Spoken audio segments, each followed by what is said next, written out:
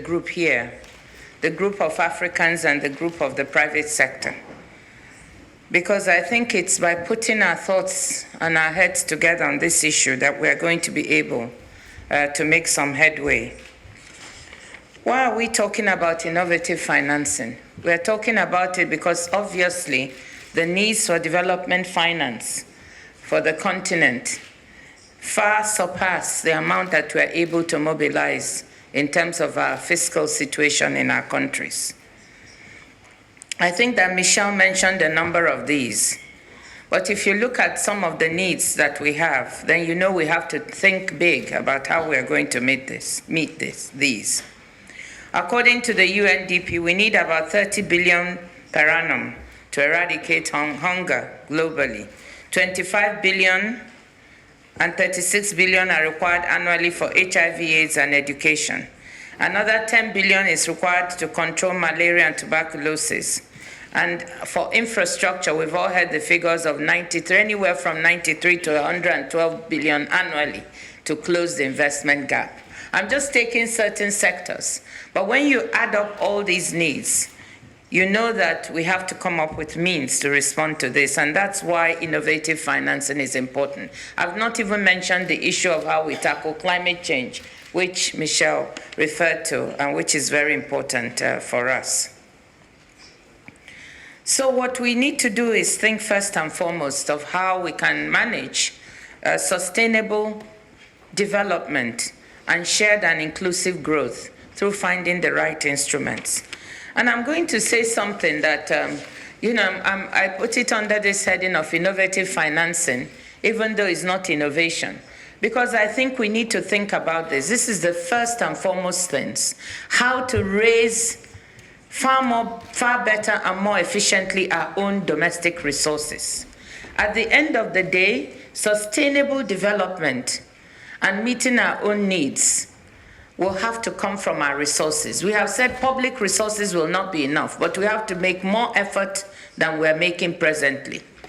And I think that if we look at the share of tax to GDP of many of our countries, we find that we are falling a little bit behind. At least I can say that for Nigeria, tax to GDP ratio at 12%. Is far less than even the 15% that the IMF recommends as a minimum threshold for countries. So many of us can make additional effort. And I'm just pointing that innovation or not, the first effort is to look up within ourselves and see, can we raise additional resources ourselves to meet our own needs? And in this regard, I would also say that for donors, this is an area where very little is invested. Only 1% of aid is invested in actually supporting improved tax administration and improvement of our tax policies. So this is a very important thing that, for every $1 raised, every $1 invested, you can raise an additional $30 in terms of taxes. That's a study that the OECD has done. So why don't we, in terms of support, put more effort into this traditional area? I put it under innovative financing because we don't think about it enough. And that is the first innovation I have. Can we do more with traditional sources? Because I think this is a very important area to think about. So that's the first point I want to make. Then coming away from that, we've talked about a number of instruments that we can look at. In infrastructure, we've said that the gap is anywhere from 93 to 120 billion. And we've talked about public-private partnerships.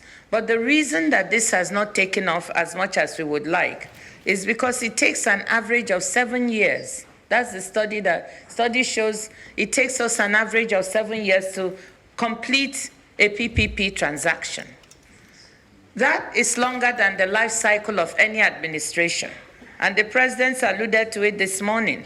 So if PPPs are to become a viable instrument for financing, we must find a way. We must find what are the obstacles in the way of making these PPPs work faster and quicker for us. Because this is an instrument that could really aid us, particularly in infrastructure finance. I know in Nigeria, some of the things we've called PPPs have not really been true PPPs. We are working very hard on 2 examples, which I think we will be able to develop in much faster time, using a sovereign wealth fund as an investor. We're driving a PPP for the second Niger bridge. It's a bridge that will cost us about $1 billion.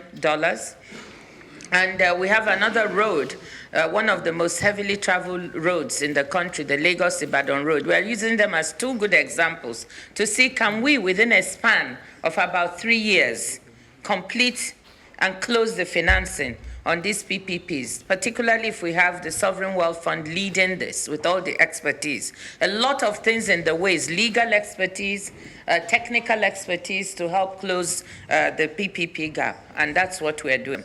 So when we think of innovative financing, when we think of inclusive growth, we have to think of all these things.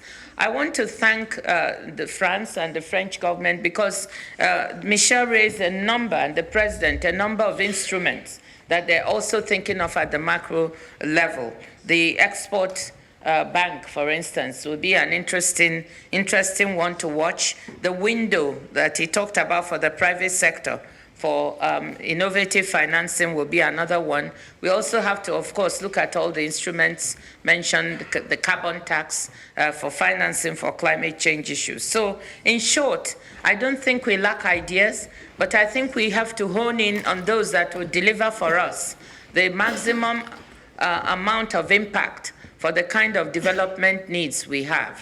And I think we begin by looking at those very close to us at home that we can have control over, and then adding on top of it global instruments such as the ones that I've mentioned earlier.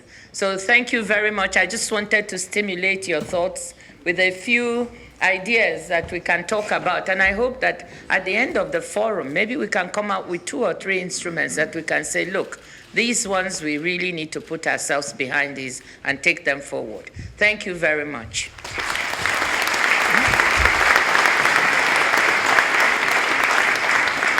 Thanks for checking out Symphony on YouTube. Please be sure to subscribe and like our videos for updates.